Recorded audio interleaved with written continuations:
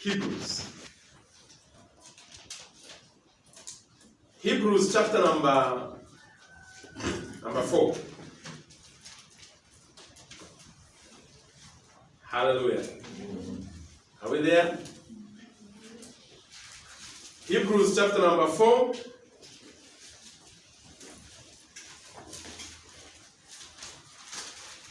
And let's see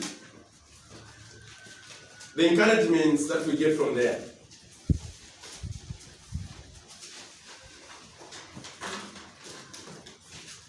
I want us to pick it from verses number, let me see. We start from number 1.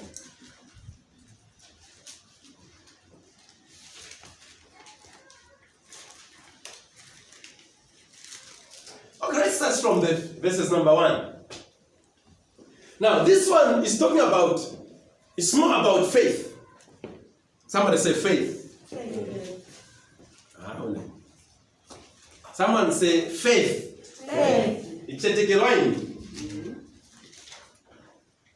Allow me to read from verses number 1. It says, now God has offered us the promise that we may receive the rest He spoke about.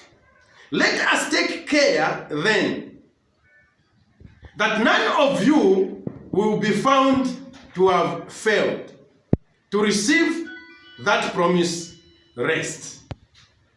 Ichaupe, ichakutusha. He's using the term rest. Amen? Hello? Amen. Rest.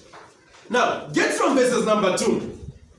Number 2 says, for we have heard the good news, just as they did. They heard the message, but it did them no good.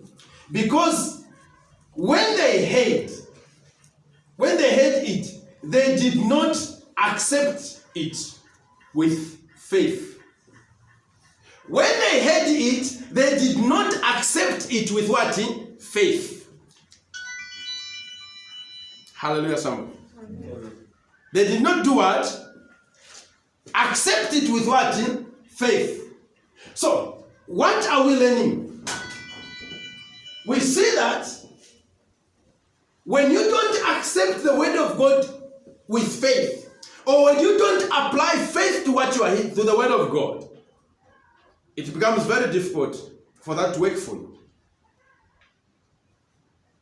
Because the faith is needed for everything to be done to the glory of God in our lives.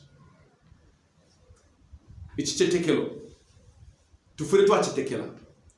Ifukorwe Yesu atafya bendele bwino pantu bapokelele chebo okwabula okuchinchi okwabula okuchetekela. Okwabula okuchetekela. So ngatatule chetekela muchemo cha kwaleza, it will not work for us. It will not do anything for us. Are we together? Amen, somebody? Amen. It did not do good to them. Because when they heard it, they did not do what? Accept it with what? Faith.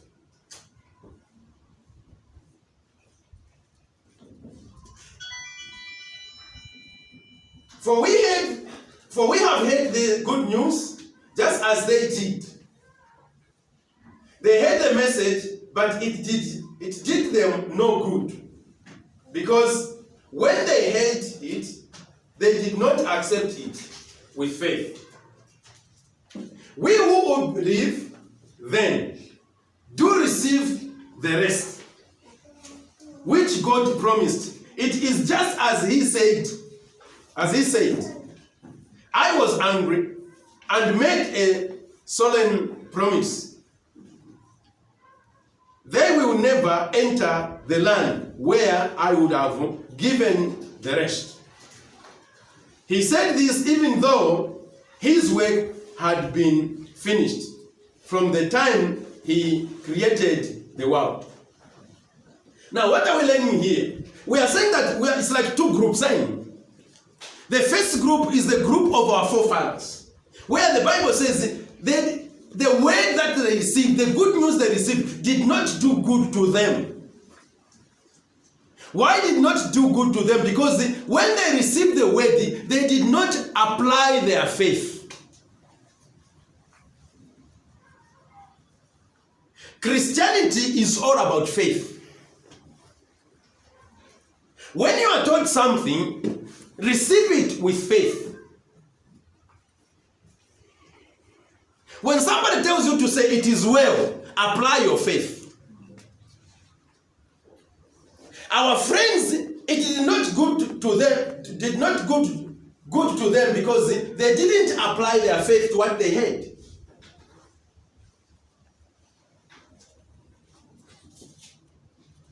So we are called to apply our faith. We are called to apply our faith in what we are doing. The word of God requires you and me to apply what? Faith. When we don't apply faith, we don't accept the word of God by faith, then we miss it all. Because the Bible tells us to say everyone that goes to God must do what? Must have faith. Faith is needed. Amen, someone? Amen. Christianity is all about what? Faith. How are you called a Christian? You are called a Christian, it is by faith. How do you say, I've received Christ as my personal Savior? How did you receive Him? It is by faith. How do you accept the word of God? It is by faith. Amen, somebody? Amen. It is by faith. And you cannot please God without faith.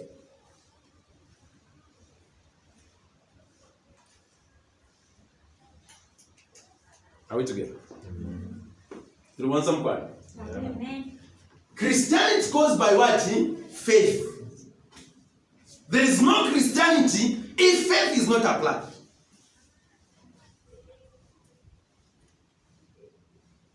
How do you know that God is in existence? You only know that God is in existence by what? By faith. Like even, you can stand please on the door. But Deacon, you can sit.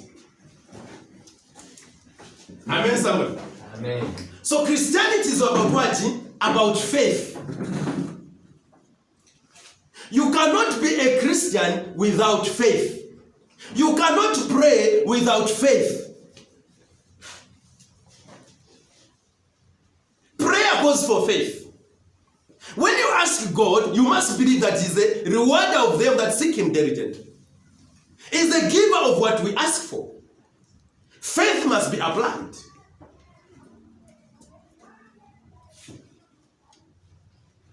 If someone is sick, for instance, or if someone asks for prayers,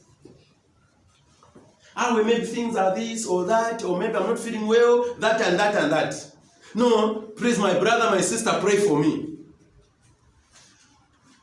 Then when this person is prayed for, we must know that for things to happen, faith must be applied. Because even the person that calls for prayer must have believed that prayer is a key or is a tool. Or prayer works. And how does it work? See, you must believe that God answers when you pray. Hello, somebody? Amen. So when you say, pray for me, it means already you are asking for faith. Already you are believing that prayer gives solution. Prayer brings answer. And whoever prays, he prays believing God that what I've asked God, that's what God is doing. It is not to see, but it's to believe. Seeing is the evidence of what you prayed for, or what you believed God for. Children of God, are we together? Amen. Try to imagine You are praying to say, maybe, let there be peace in the nation. You are just praying. You are just praying. Amen. How does peace prevail in the nation if you don't apply faith?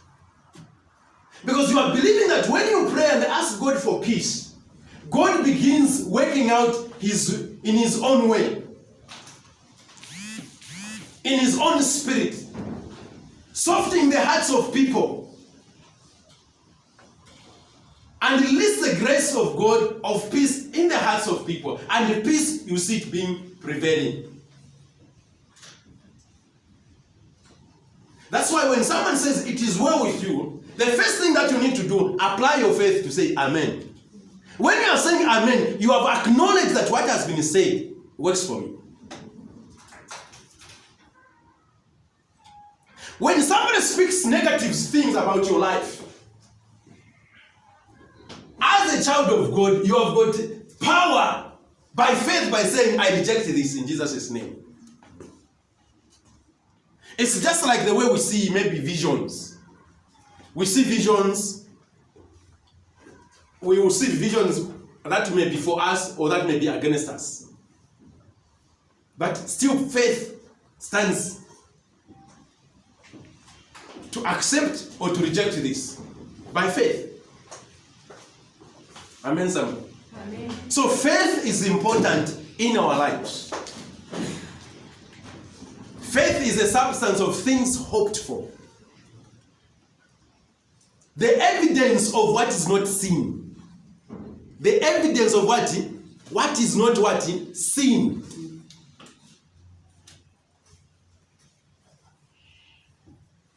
And anyone that goes to God must believe that God exists and is the rewarder of them all that seek him diligently. We need faith. Amen, somebody. Amen. There are some people, even when the message that they may be given, it may be very positive, but they'll still doubt. One day the Lord shows me a vision about a certain sister. And this sister was even coming for prayers. Then the Lord tells me to say, in 10 days' time, this woman is going to deliver. In 10 days' time. And now when I took the message to this sister, it was 2 days later. I said, according to what God has told me, he has told me that in 10 days' time you're going to have a child. And guess the result I received? Now, based on what she was told, hospital. No, the hospital, the scan says this, said that. I said, this is what God has told me. What you have been told, hospital, that is up to you. Me, that's what God has told me. Amen, somebody. Amen. Now, I don't know, who should you honor between God and what you are told to the hospital? God. Because God is the one that has put those people in the hospital. So God carries the first position. Is somebody with me? Amen. And guess what happened? On the 10th day, I received a call. I was at work. And somebody says,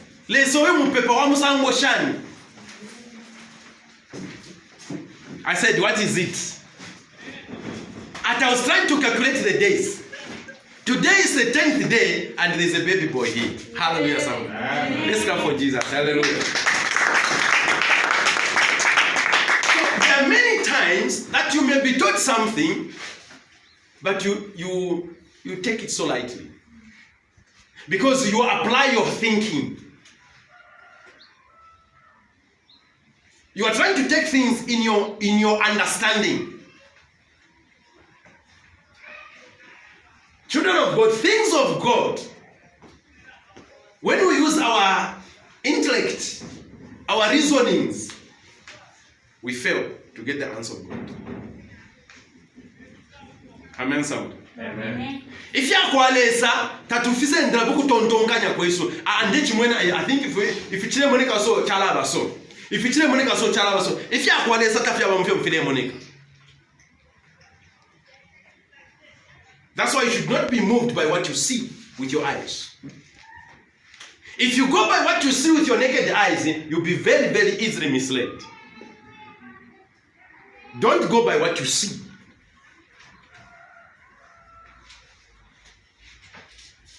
As much as it is important to see, but there are certain things that you should not apply your eyes, but you apply your faith. Because what we see in most cases, they are very deceiving. Amen, somebody. Amen. I went to the hospital one day. When I went to the hospital there was a situation, a condition which was very tense. And here's a nurse that came and he held me by the hand. He says, Bashua boys, come. And he took me to this patient. I think I should have shared this before with you. And here is a patient had reached a stage where people had given up.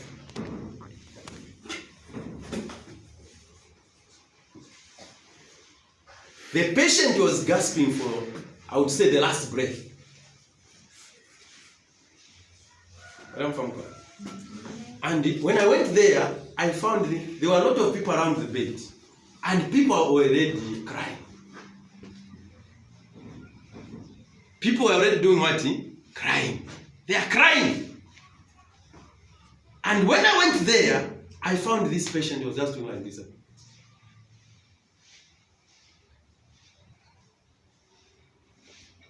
Just like that. Are you seeing what I'm saying? Meaning that people now had already given up. The situation was tense. The relatives and the people around him, they were already crying. And I thank God for that nurse. She had a lot of courage. May God bless her. Amen. When the moment she saw me, she just held me by the hand. Man of God, come in. And we went there. When I went there, children of God, when they take you to such places, sometimes where to start from it becomes difficult. And I was there watching at this patient. And don't aim at looking at people around there because you'll be deceived, like I told you. Amen. So because they are moved by emotions. That's what I'm saying. What you see can be very deceiving. And I was there looking at this person. And when I was there busy looking at this person, I was there thinking, inside me I was thinking, what should I do? People are already crying. People are already giving up. Now, as a child of God, you should not move by sight, you should move by faith. Because when you move by sight, you also start crying. Amen, son. Amen. You also do what? You start crying. Then you have no use in that group. Instead of giving hope to these people that have already lost hope, you are there start crying, then you multiply the cry. Why? Because of your reaction or your response.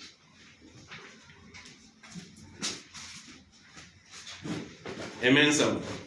So as a Christian, you don't do things the way you see with your eyes. What is your heart saying? Your heart is to do with your spirit. And your spirit is the one that connects to the Spirit of God to give you a solution or to give you a way of doing something. Amen. Amen. Amen. Amen. So as I was looking at this patient, my eyes as they were there, but my spirit was looking to God. What should I do?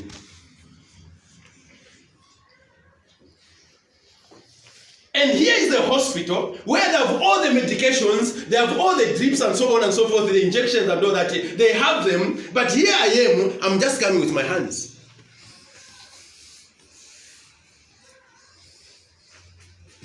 Here is the hospital staff trained to treat people also, or to give medication to people. This is the person that says, man of God, you have done well to come. We have this kind of a situation. And I was there. And the nurse even left me alone there with the group now which was already crying. And as I was looking at this patient, in the midst of there wondering what should I do next, and I heard in my spirit the Lord speak. Hallelujah, somebody. Amen. May God speak in your life. Hallelujah. Amen. May He speak in your life. Amen. When the Lord speaks, energy comes in. You are energized because now you have a solution. Hallelujah, somebody. Amen. And I heard the Lord speak, and He says, before you do anything, talk to these people. That was the message. Alone. The Lord never talked to me about what to do about this patient. He didn't say that. God will not tell you everything that you're supposed to do because He has already put things in you. Amen. That's why where you are packed where you are there. Amen. There are things that God has already put in you. Amen. When the situation comes, you see them manifesting. You see them manifesting. Amen, someone. Amen. And the Lord spoke to me to say, before you do anything to this patient, talk to these people. Talk to the people around. And I gained courage. And I just said, hallelujah. Somebody says, amen. Hallelujah. 2, 3, 4, amen. The third one, it was them now who were saying, that amen. They started pointing their fingers. I said, why are you crying? Can't you see that there is life in this person? Hallelujah, somebody. Amen. Now look at the situation. People have already lost hope. Then you are bringing such kind of a statement. From the physical point of view, it's like you're fooling people.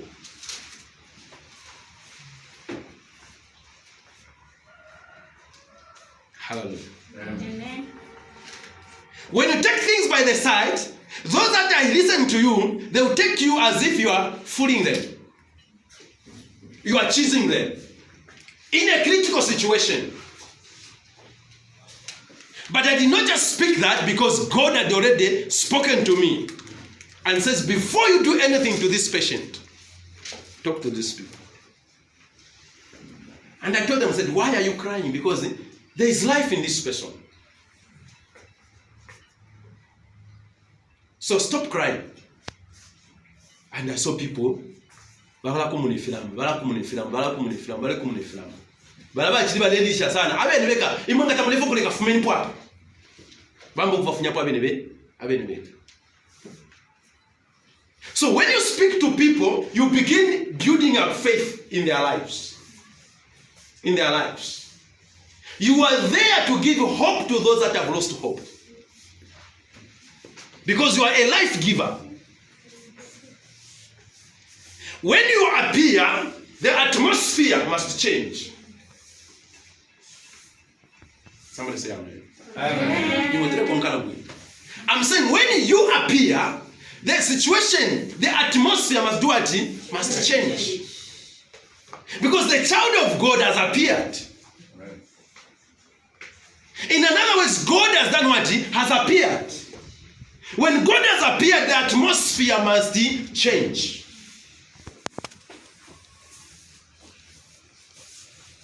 We must move by faith. It is the faith that changes things.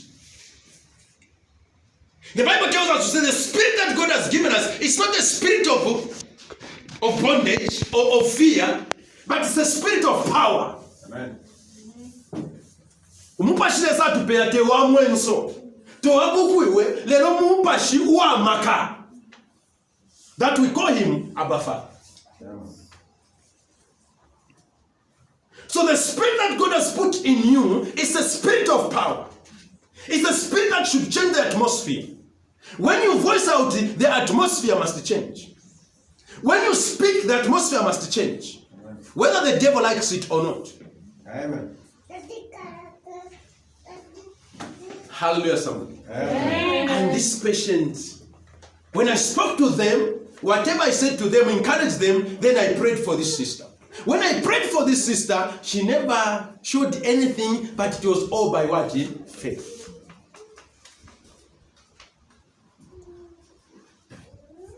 And I told them to say, I'll come and visit her tomorrow.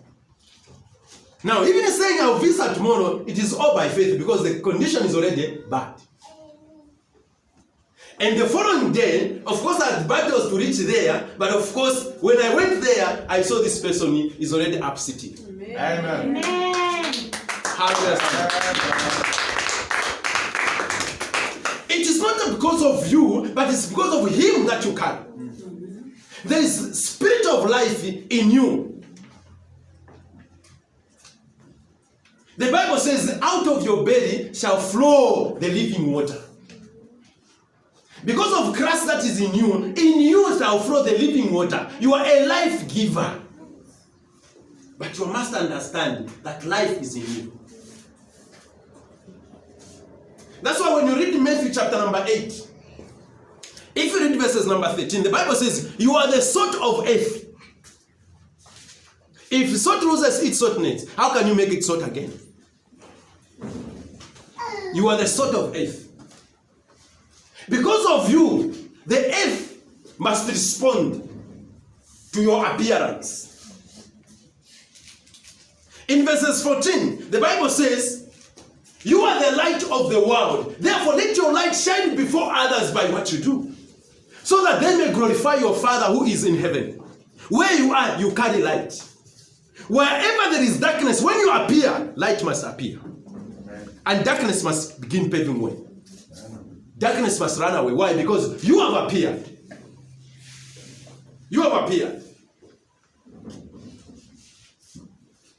When you have appeared, it means God has appeared. Because God is in you. So apply faith in all that you do because you are a child of God. If you have received Christ as your personal Savior, Christ resides in you. You are the residence of Jesus Christ. In other words, you are the residence of God. God stays in you. You are the house of God.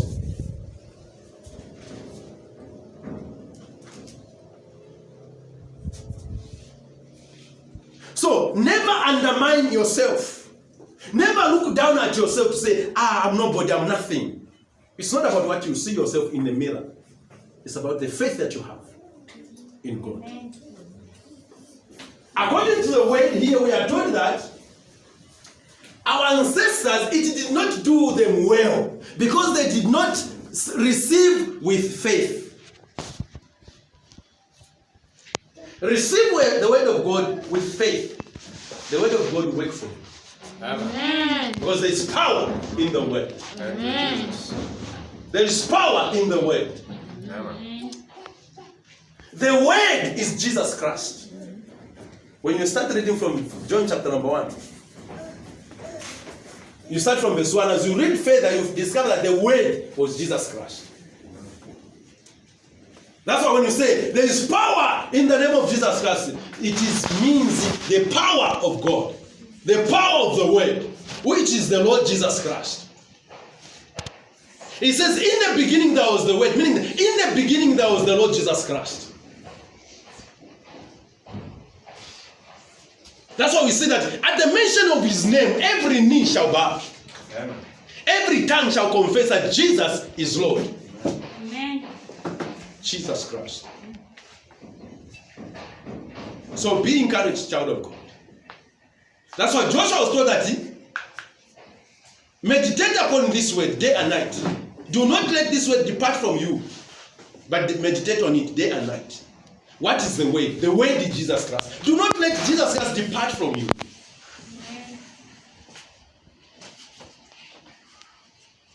And when you receive the way, apply your faith.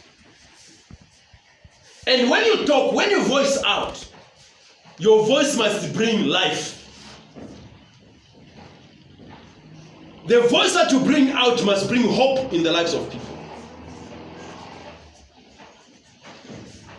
And you are called to change the atmosphere. Because the Bible says you are a peacemaker. Amen.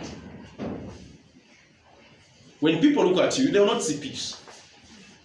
But the moment you appear, the moment you voice something, the moment, even when you raise your hands, things must start changing. Amen. Because you will not just raise your hands anyhow. You will not just raise your hands anyhow. You will not just speak anyhow.